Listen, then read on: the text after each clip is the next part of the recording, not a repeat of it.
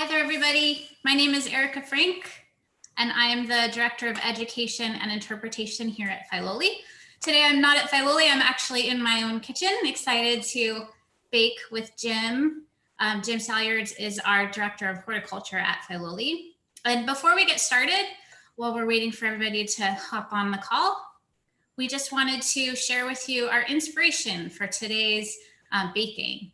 So you can see here on the screen, this is Alma Johnson. Alma was a Swedish immigrant. She was the head cook for the Bourn family, and she's here actually photographed at Filoli. Alma became good friends with Stina Bergstrom, and Stina's family last year actually came to us, her son came to us with her cookbook, and in the cookbook are recipes from Filoli. And we know some of them were Alma's recipes. So those recipes inspired us today. I'll show you a few of those. Oh, let me just get my screen to work here. There we go. So this is Stina on the right, also at Filoli. And we're not sure who's with her on the left. And this is the Christmas pudding recipe, or also known as plum pudding. What I love about this is you can see she's actually written here, Filoli, 1928 and 1929. So we know it was made for the Bourns and their Christmas guests in those years. And then here's the suet pudding recipe that Jim is going to show you tonight. And don't worry about writing everything down. It would be a good idea if you had a pen and a paper. He'll let you know the ingredients in a few minutes. And then here's the Christmas cookie recipe. So again, these are all Alma's recipes and Stina's recipes, Stina's handwriting. And we actually have the book on display at Filoli. It's in our visitor center. So I'm going to ask Jim to take it away. And before we do that, we want to say cheers. We have our Negronis. Cheers, everybody. Thanks so much for joining us. Hi, everybody.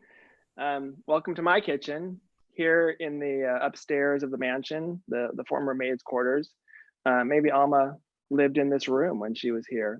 We don't know which rooms the different staff lived in, but this is the apartment that's up above the membership office, visitor services offices, and this is where I've lived the last 18 years.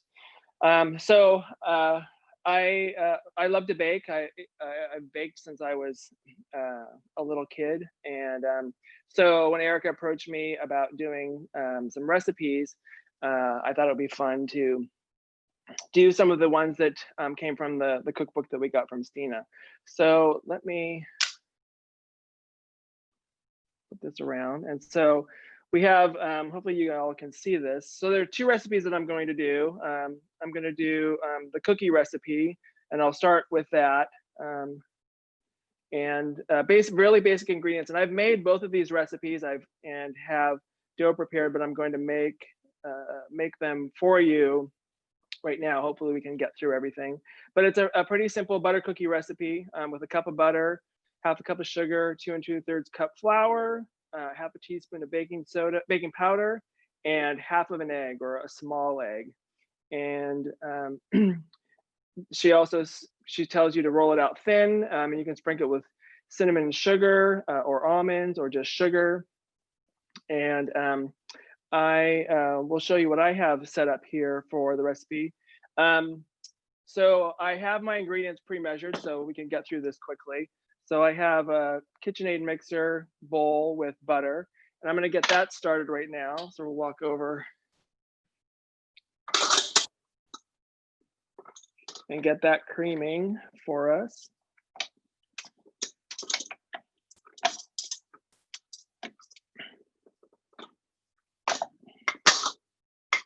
Hopefully that's not too loud for you all. And then I have here the other ingredients. So I'm actually doing this as a half batch because I made a full batch the other day. I can only make so many Christmas cookies. So I have our flour, the sugar, which we'll add in a second, And I actually am, I've been vegetarian for over 30 years and have been doing more vegan cooking and living the last few years. So all of the recipes that I'm making will be, or have been done using vegan versions of things, but they all, you would never know by the taste. And this is actually a new butter product that you may have seen. They have it at Trader Joe's, Costco, Whole Foods. And I think a lot of people could be completely fooled in thinking that it's traditional butter. So the way you make it is you, well, sorry. And then for egg, I'm using this Bob's Red Mill egg replacer, and I use that in all my recipes, and it works great. So I have the dried egg, and it's a tablespoon of water, or 2 tablespoons of water per tablespoon of the replacer. And so I'm gonna mix that up and get that started. And then, as I said, I made the recipe already and I baked some of the cookies that I'll show you in a little bit. But I always like a little almond in my cookie, so I have some almond extract here. So let me bring this over to the mixer, and hopefully we can whip this up real quick. So my butter is creamed. Pour in the sugar. Give that a second to mix around. And then I have my baking powder and salt here, and I'll add that to the flour.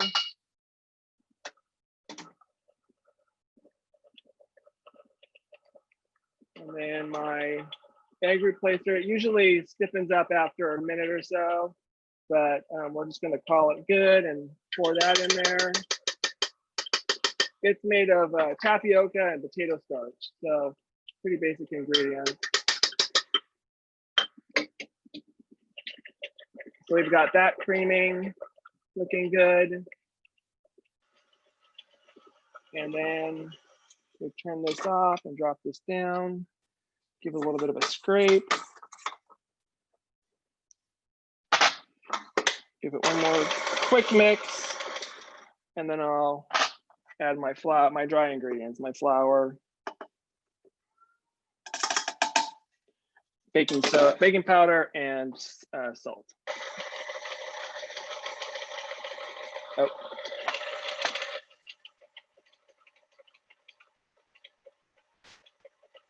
And then just a quick little 1/4 teaspoon or so of almond extract.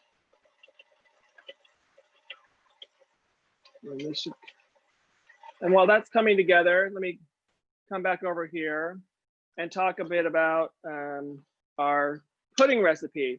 So I'm going to be making the suet recipe, but obviously I'm not going to be using suet. For those of you who don't know, suet is beef fat, and it's typically beef fat that comes from around the kidney of the cow, the steer. And so I made it the other night with another butter substitute that wasn't as good, so I'm going to be using the same butter for that.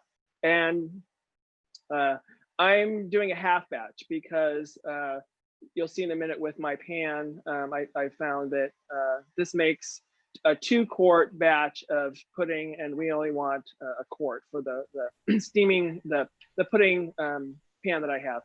And then it has a cup of raisins, cup of milk, 3 cups of flour, 1 cup of currants, a cup of sugar, 2 eggs, a teaspoon of baking powder, and then it steams for a few hours. So let me get my ingredients. Hey, Jim, before you jump into that, could you just list the ingredients and amounts one more time for those that are still doing the cookies, for the cookies? For the cookies, okay. Yeah. So for the cookie recipe, it is a cup of butter, a half a cup to 2/3 cup sugar. You'll have to excuse my cat coming in the room and meowing. 2 2/3 cup flour, half a teaspoon of baking powder, and half an egg. And then how much salt and almond extract do you put in? And I put in just a pinch of salt, so about 1/8 of a teaspoon of salt, and it was probably a 1/4 teaspoon of almond extract. Great. All right. So for the suet pudding, let me set this up real quick and get my ingredients.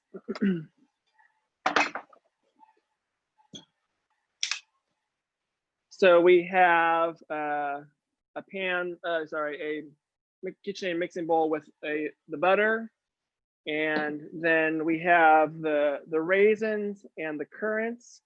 And as I said, I made this recipe the other night, and I found that it was a little dry. And one of the tricks that I've done in making puddings, steamed puddings before, is you put the raisins or dates or figs or whatever dried fruit. You can use really any type of dried fruit can be substituted for the raisins. You can do all one type of raisin, or you can add some candied citrus. All kinds of things work, but figs and dates are also really nice. And then I put in a good slosh of some whiskey. So, but you can use brandy or some other fruit liqueur, or you can use apple juice. But I probably put about 1/3 of a cup of whiskey in here to hydrate the raisins, and then this will be out of the batter. But steamed puddings are very forgiving, so you can make them more moist by adding a little bit more water or liquid. And so then also here, I have the sugar, and then cinnamon, and I added a little nutmeg as well. Cinnamon was another. Let's look back at the recipe. So again, it's for a 2-quart pudding pan, a cup of suet or a cup of fat, a cup of raisins, a cup of currants, a cup of sugar, 2 eggs, 3 cups flour, a teaspoon of baking powder, and then she had cinnamon on here, and so I did add some spices to it. It makes it more crispy. Jim, one thing I want to point out, or you get a recipe now and it tells you exactly what to do at every step. But in Stina's cookbook, it's just, these are your ingredients, and then it might say steam it. Right, exactly. It, and that's all you get. So you have to assume that she was doing it a certain way, but the ingredients are there. So that's what you started with. It's really impressive that you can then turn this into an actual baked good without having those instructions. The instructions, yeah. I'm comfortable enough with baking that I just kind of figured out how I thought it should be made, and it seemed to work. So you can't see here, but I'm hydrating my egg right now. My egg replacement. Can you tell us what temperature to set our ovens to for the cookies? Very good. Yeah, 350 for the cookies. And actually, I have not done that. So let me turn my old Wedgwood oven on, and it's a little persnickety, so you have to open up doors to make it. Lefty, hold on a second, folks. Jim has 2 really sweet cats, beautiful cats, but they don't like it when he's not giving them attention. Exactly. Okay, so we've walked through the ingredients. I've showed you everything that I have. I also, so in looking at the Christmas pudding recipe, we didn't share that with you, but it's very similar. This one has a lot more ingredients to it though. Besides it has raisins, sultanas, which are the golden raisins, and currants. 2 pounds of sultanas, 2 pounds of currants, and a pound of raisins. So this makes a huge pudding. And then a pound of lemon or orange peel and a 1/2 pound of citron. And then it has both bitter and sweet almonds. And this has a 1.5 pounds of suet. So, and then eggs and then milk to make it into a stiff batter. So I can't imagine what size pan you would need to bake this. But speaking of pudding pans, right in front of me. So this is my 1-quart steam pudding pan. It has a lid, and it looks very much like a bundt pan with a core down the middle. But I have a couple others, including this one. This is probably a 1.5 quart, 2 quart. This one does not have a middle stem. So this makes just a big rounded one. But if you don't have a steam pudding pan, any kind of a ceramic porcelain bowl will work, like this. This one is probably another a quart and a half bowl, and you just cover it with parchment paper and then use some kitchen twine, wrap it around the lid, and then just sink it into your water bath. And let me show you my water bath. This is just a smaller stock pot. And then down the bottom, I've put some large mason jar rings so that the pudding is not sitting on the bottom of the pan. You want it raised up a little bit. And we'll see how the water level is once we get the recipe made, but it should be about close. Steam pudding recipe, the only other steam pudding recipe that I've ever made before is from the Fanny Farmer cookbook. This steamed persimmon pudding recipe, and it is outstanding. I probably made it dozens of times, and it's one maybe we can send to you all later. It includes hachia persimmon puree, and that's something you would get now in grocery stores or farmers markets or your own tree, and you put it through a sieve, and you can freeze it in cups or 2-cup batches, and then have it for all year. But this is very holiday flavored with nuts and raisins and spices.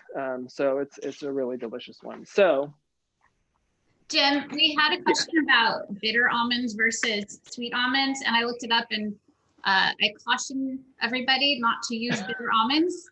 They were used many years ago, and they actually have cyanide in them. They're 2 different types of almond trees, so 2 different varieties.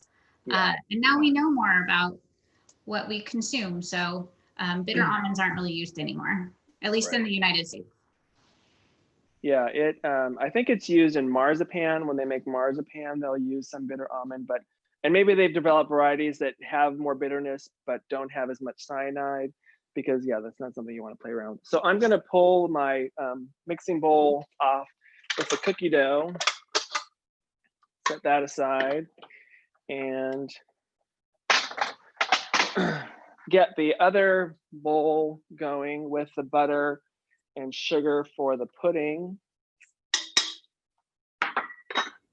I think some folks are ready to put their cookies in. How long do those go in for?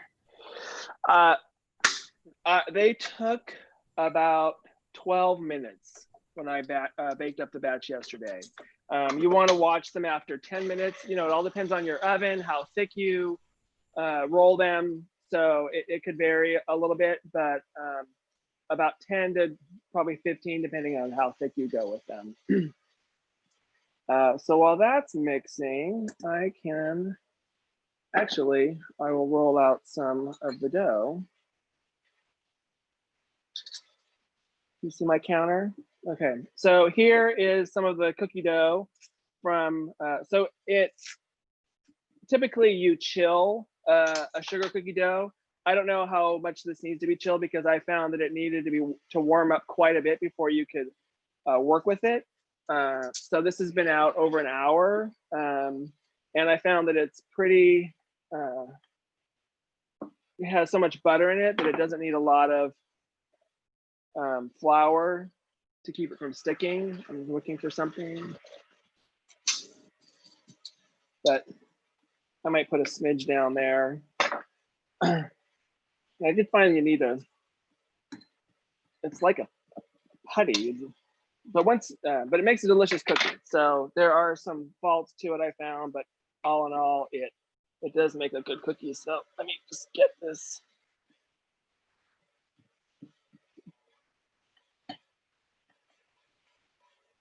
Get more malleable. Okay, there we go.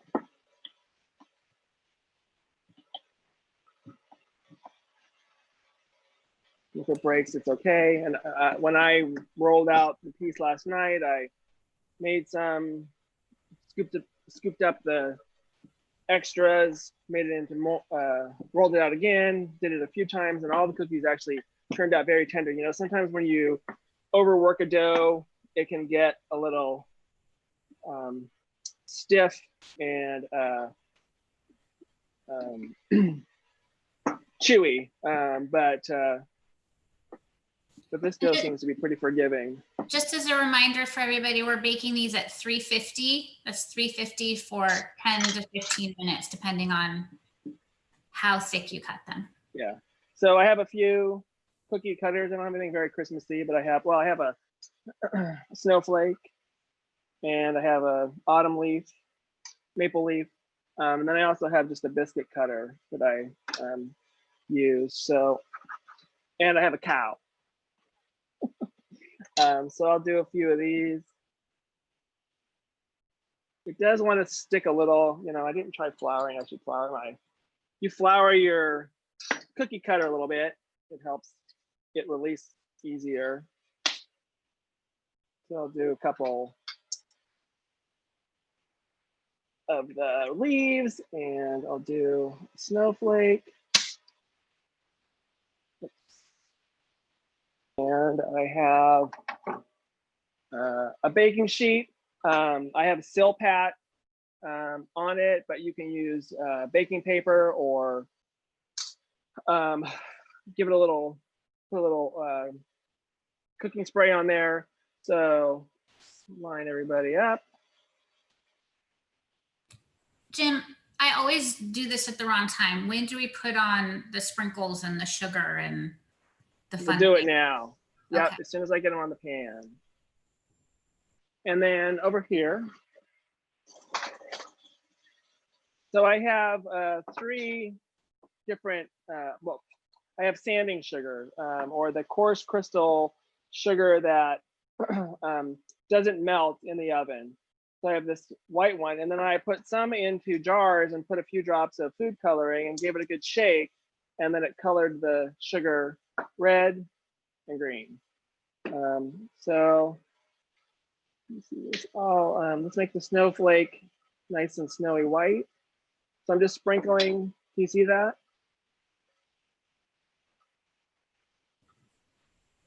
Yeah, we can see that. And what a great trick to put some food coloring on there. Yeah.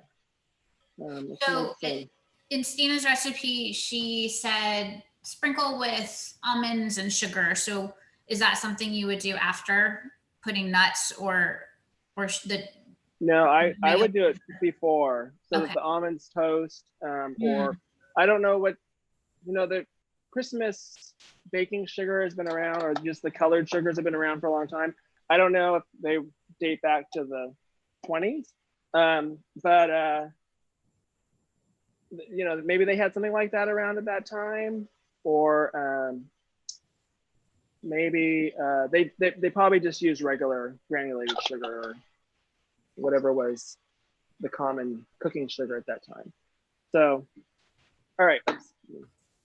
So what you're using right now, or what we see there, is about half of the dough, right? You would then roll out the rest of the dough. Right. You just keep going until you've used every last bit of it. Keep going until you use it all up. And the little circle one I found was good to just use up the very end of the batch. So it probably makes 2 baking sheets worth of cookies. Exactly. Well, yeah, exactly.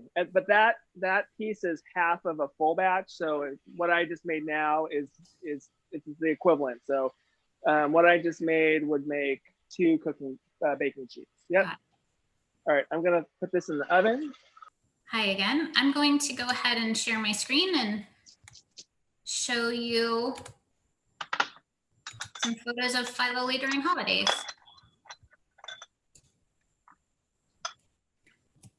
Here we go. So this year, we really went big. We wanted to have a great outdoor experience. So you can see this is a view of the Dutch garden, which the kids love. They love to call this garden the maze. So we made it really colorful. You can also see the yews near the pool. There's a beautiful sort of aqua and white and chartreuse theme there.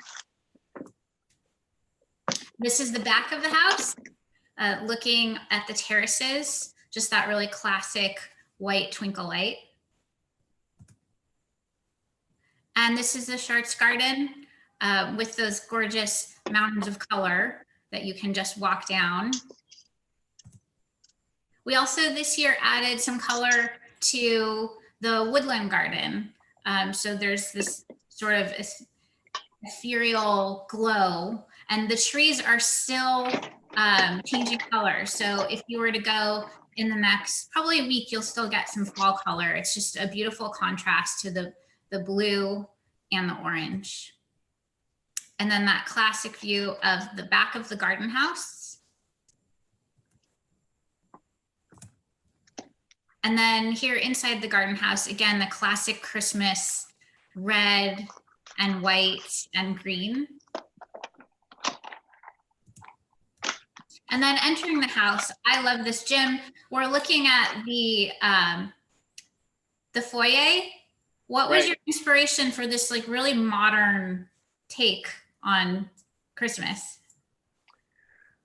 Well, we were thinking, we wanted to play off of the dried flower tree that we had in the past and do something that was more botanical. And I can't remember the exact inspiration, but we were thinking of, of doing topiaried succulent trees. And originally they were going to go in the portico. And then we actually last minute changed it around because these had more of a formality to them. But these are tomato cages that were turned into a cone filled with moss and then covered with chicken wire, 1/2-inch chicken wire, and then planted with little plugs of succulents. And it had an initial planting, and then we had to keep touching it up and adding more. And then they look beautiful. And then we had a collection of succulents in containers that we added around the base of the tree and the topiaries to bring it all together. It's gorgeous, really modern. Really fun, yeah. Yeah.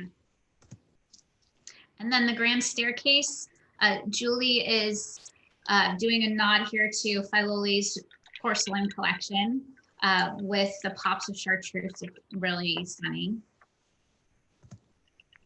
And I wanted to show you, this is actually a Roth photo from the 60s. So you can see Berlin Roth's decor, very 60s. These really fun reindeer candelabras and the angel. And this is the ballroom, present day ballroom. There's purples and blues, and they really play nicely off of the murals. And here's the fireplace. You can get a more close-up view. Some really fun elements here. There's gold instruments mixed in. And the family room is a very Roth Christmas. You can see the crescettes, the nativity scene there. That was a Roth piece. And the tree in the background does have some of Lurleen Roth's ornaments on it. And then this was 1960s, the Roth tree. And you can see their television there as well in the lower left corner, and the birdcage. So we definitely gave it made the tree a little bigger and made it sparkle a little more. We went big. And speaking of big, this is the 16-foot tree in the reception room. And this is a close-up photo of it. So you can see there's barely any tree showing. It's just all sparkling ornaments and these really subtle, gorgeous gold and rust colors. And then this is the Roth tree, again in the 60s. So you can actually see that it's a tree. And here is the fireplace, beautifully decorated with the mantle, just dripping in ornaments. And also a Roth angel there on the table. And here's the dining room. The theme in the dining room, very botanical. There's dried oranges, dried pears, and hydrangeas mixed in throughout. There's a close-up of the tree. And then into the kitchen, which we love to decorate as if you were walking through when Stina or Alma would have been baking, with a little pop of Christmas mixed in there and the Christmas cookies. It's fun to be in the kitchen at this time. Jim, are you ready to jump back in? I am. Okay, Well, I just wanted to show you while you all were looking at photos of the house and garden. I pulled the cookie dough out of the mixer and wrapped it in plastic. To me, it feels very soft, and maybe it was I used pretty soft butter. And so I think it needs at least a little chill to get it to the right place for rolling out. So I'm going to throw that in the refrigerator. But you all have seen what happens next, so that'll be for me for later. And then so we have the mixing bowl with the butter and sugar cream together. Let me get an angle on it. Jim, how do you feel about the freezer chill, which is, I never give enough time to chill and then I throw it in the freezer. Is that a bad idea? No, that would work fine to do a quick chill on things. Or wrap it in plastic and then wrap it in foil and throw it in the freezer for 2 months, and you'll have it ready for, you could do this in October for making holiday cookies at the end of December. So yeah, that would work fine also for just a quick chill, so that you can get into rolling out the cookies quicker than doing your refrigerator chill.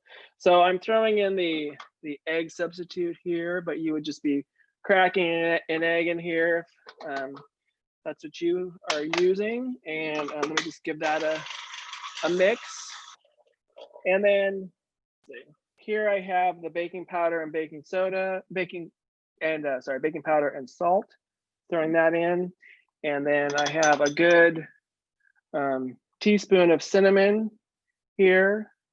And I think a little ground nutmeg would also is a nice touch. So I have a little grater and a whole nutmeg, or a piece of a whole nutmeg that I'm adding. So my dry ingredients are all ready to go. Probably give it a little mix, but it'll be fine. I have my raisins and currants that have been soaking in whiskey, and I have my milk. And so for a recipe like this, for a lot of cake recipes, here's my timer. Let's check our cookies. So here are the cookies. I think they probably need another couple minutes. So I'm gonna throw those back in. And I'm sure I'll remember to take them out in a couple minutes. For a lot of cake batters, if they tell you to add the flour and the milk alternatingly. So it's good to divide up your flour into roughly thirds and your liquid up into 2 parts. So let me grab a spoon. And you start with the flour and finish with the flour. So I'm gonna actually give this a stir and put about a third of the flour in there, the bowl. Up a little bit, and mix that in.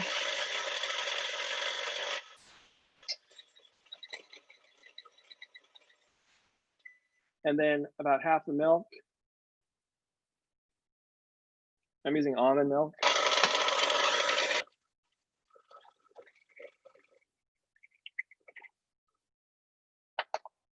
And then another third of the flour.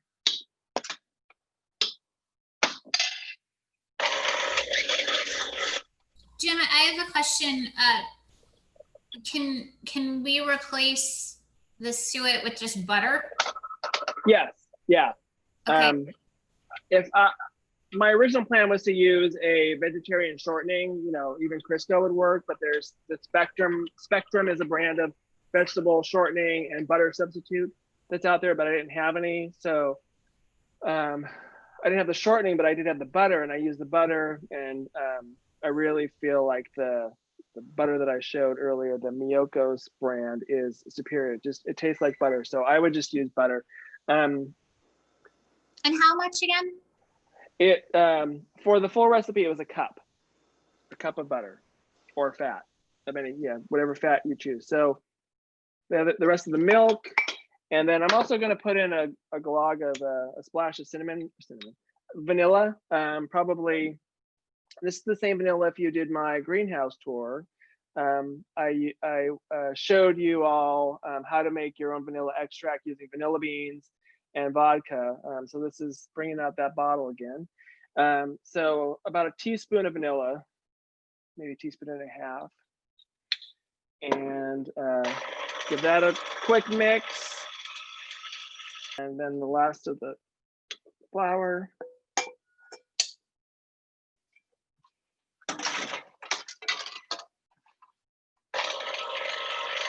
And then my raisins. Just gonna dump the whole thing in there.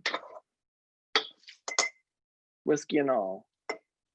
And like I said, you can use chopped up figs, chopped up dates. You could include some candied citrus in there. You know, probably even candy, you know, dried pineapple, dried mango, you know, any dried fruit would work and probably be pretty delicious. So here we go. And actually, this is the batch that I made last night.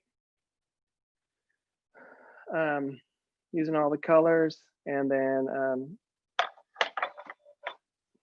I'll do a taste test at the end. So you can see the smile on my face.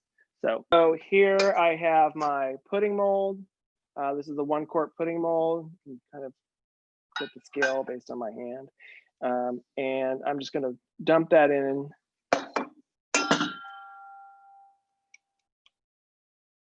Get the paddle out of here.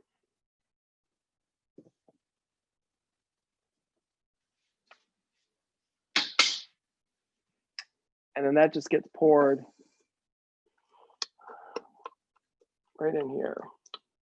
If you're if you overfill your mold, it will sometimes lift the lid off and you'll have a bit of a mess, but it all works out. The only thing you don't want to do is have your water level too high in relation to the sides of the mold. If it's too high, the water will get in there and make it soggy. But otherwise, and you want the water to go up about halfway to 2/3 up the sides of the mold. So there we go. Mold is filled. Give it a little bit of a tamp on the counter. Just stick your lid on there. They kind of lock in place. And then we're going to go over here. Let's see how I do this. So here's my water bath. And these lids lock, so you can actually just drop it in, holding the top of it. And this is my pot is a little high, so let me take this over to the sink. Pour a splash out. And usually the recipe says to steam the pudding for 3 hours. Well, that's the full recipe, and probably not in one of these molds that has the core up the middle, which helps it to cook a little quicker. I steamed the one that I'll show you in a minute 2 hours, and that was perfect in a 1 quart, half a batch in a 1 quart mold. So there we go. So it's in there. I don't know if you can see, but it's about 2/3 up the sides. And then let me turn this on. And you wanted it kind of at a fairly low simmer. I had this off for a little bit, so it needs to come back up to temperature. But once I hear it kind of clanging around in there, I'll turn it down. So I find water baths terrifying because I made a pumpkin flan at Thanksgiving, and I never get the order of things correctly. I never remember to make sure that I have an appropriate container for the water bath. And then you have to put, hot water into your uncooked dessert, and then you have to get it out again. Do you have any tips for that in general, especially when it's going in the oven? I think using a wider dish. So if you're cooking it, in an 8-inch glass container or something like that, then having enough room to putting it into a roasting pan worth of water helps. I mean, it's a lot of water, and it makes it a little tricky getting it out, but you can just leave it in there once you pull the flan out, and then let it come back to cool down, and then pull it out later, so you're not dealing with a huge roasting pan full of boiling water. But then you have more ability to get in there and get the pan out.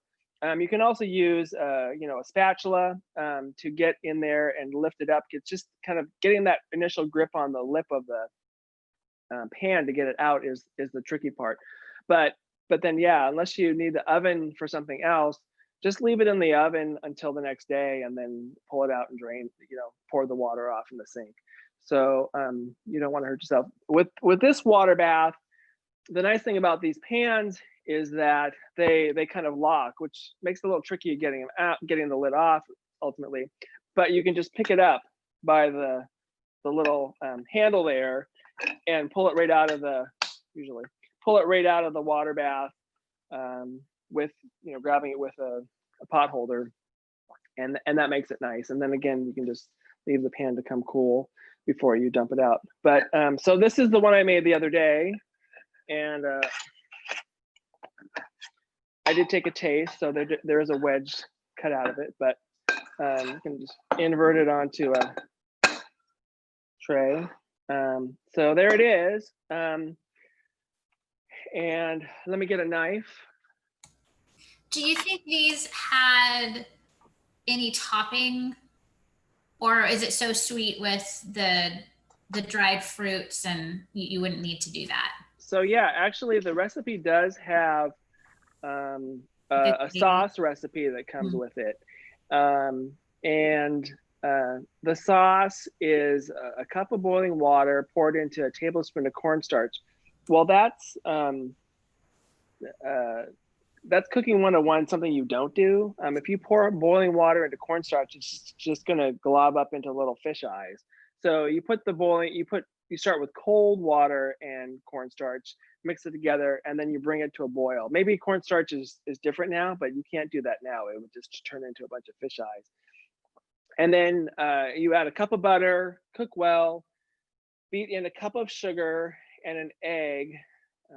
Beat a cup of sugar and egg to cream, and then add, so you kind of like if you're doing a pudding, you combine the sugar, a cup of sugar and an egg, and you cream it so it gets light yellow. And then you would take that boiling water, cornstarch, butter mixture and pour a little bit into the egg and the sugar while you're beating, and then gradually add the rest of it so you don't cook the egg. And then once it's all mixed in, put it back into the pan that you cook the cornstarch and the water in, and thicken it up. And then it says you can add brandy to flavor. So that there's things called hard sauces. Maybe this is a hard sauce. I don't know. I'm not familiar with sauces. This recipe, I don't want you to, you don't have to see me eat, but like I said, this was made 2 days ago. I don't think the nice thing about puddings is they're very forgiving in terms of you can overcook them probably by an hour, and they're cooked in a water bath. They're very moist batters, and so it's really hard to dry them out. But I found this to be a little bit dry. I cooked it 2 hours, less, much less than what the recipe called for. It tastes. Let me give it a little taste. It tastes like a very basic cake. It's sweet. It's not too sweet. So the sauce probably wouldn't over sweeten the served dish. It's not super exciting. I mean, maybe if you are attuned to eating beef suet and are eating a lot of very gamey things, that addition of the suet would give it kind of a savory flavor and add to the flavor of it. That's what gave me the idea of adding the brandy soaked raisins. I think that will really enhance it. The raisins and all are nice. I think candied citrus in here would be really good. I think it would be a nice addition. If you don't, a lot of people don't like raisins at all. And so using dates or figs, if you like dried dates or figs, would be a nice substitute. But it's a very beautiful, coming out of that fluted pan.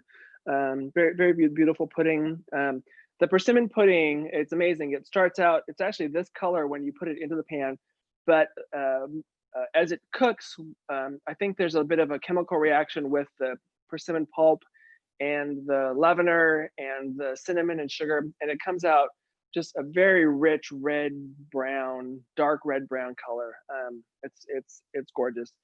That's really good with whipped cream. This would be good with whipped cream too, as an accompaniment, just like any cake. So there's our. Can you tell us again where you get the persimmon pudding recipe? The persimmon pudding is from the Fanny Farmer Cookbook. Marion Cunningham's Fanny Farmer Cookbook. Do you use Filoli persimmons to make that? I do, yeah. I use the Filoli persimmons. We actually, just as a little aside, we did a series of cook-offs using fruit from the garden in the early 2000s. And Marion Cunningham actually lived in Walnut Creek. And Filoli had a connection to Chez Panisse restaurant at that time. And we had invited some of the pastry chefs from there to judge the cook-off. And they knew Marion. And so Marion came out to Filoli.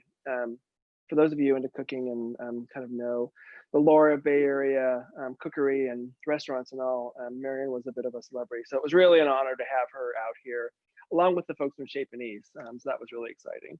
But yeah, this was, the Fanny Farmer Cookbook goes back to early 20th, maybe 19th century. And it's had various authors over the year, but Marion was given the opportunity to revise it, add to it.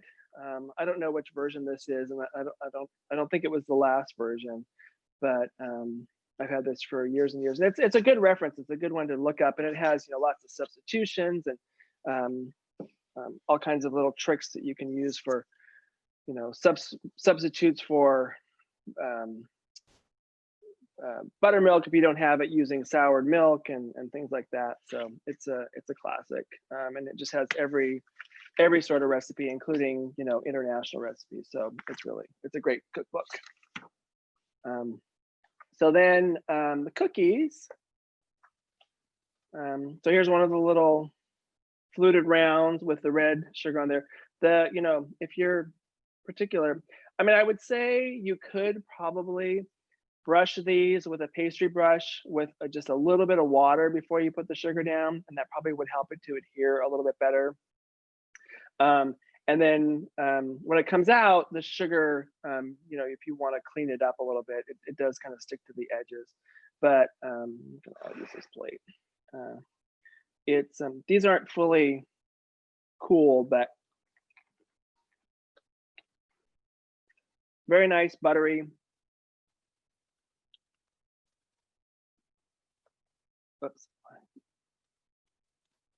Buttery sugar cookie, butter cookie. I can taste the almond. I think the almond is a nice addition. Probably could have used a splash more.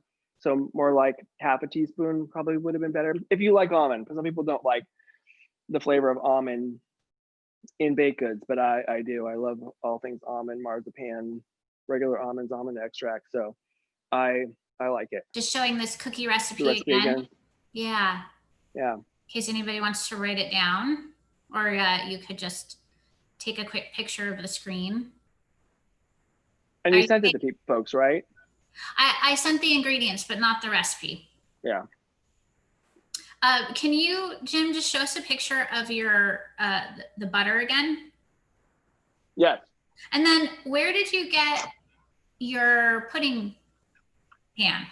The pudding molds, I got them at Sur La Table cooking store, but you can probably find them on Amazon or online. I have one more that I've lent out to somebody, but they come in various sizes, but they're all basically a fluted pan. I mean, you could really, hold on. And then here's the recipe. What's that? Oh. I just put up the quick recipe. oh, you can't see me right now, but you could probably just use any kind of a bundt cake pan as well. Maybe a smaller one would be better. And you just cover that with baking paper, parchment paper, and tie it up so it doesn't get wet inside. That would also work if you don't have a pudding pan.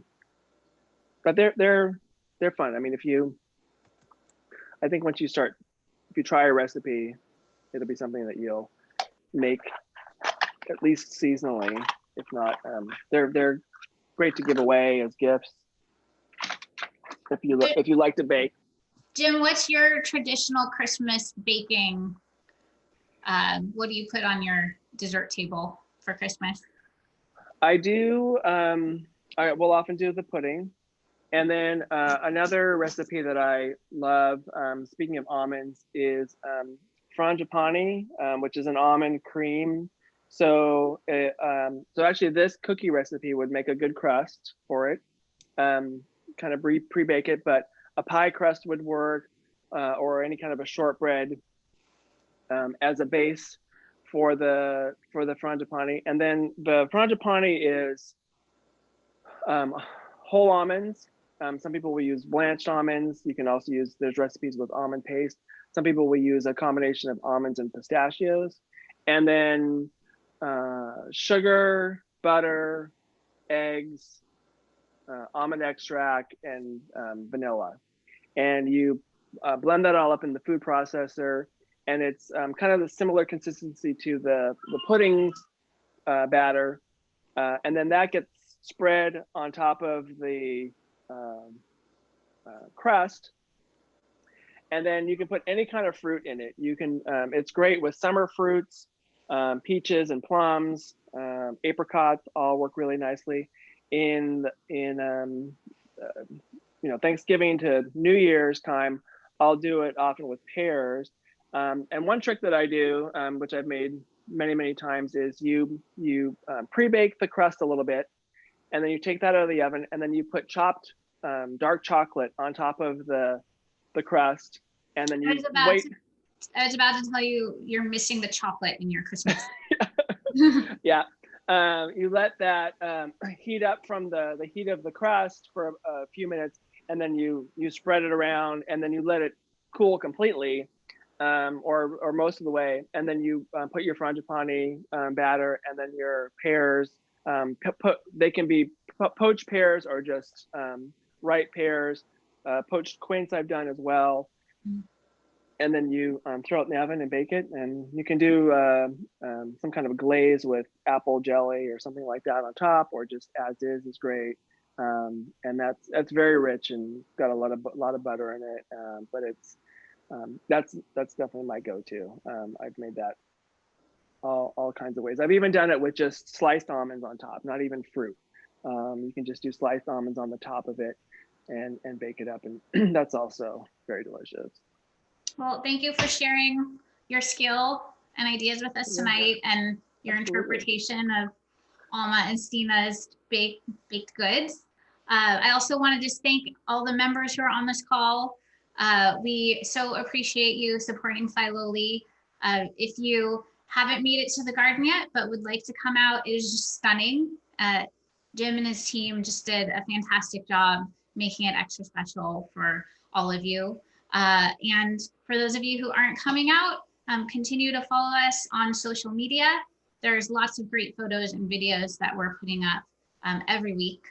And thank you again. I hope we see you at the next one in 2021.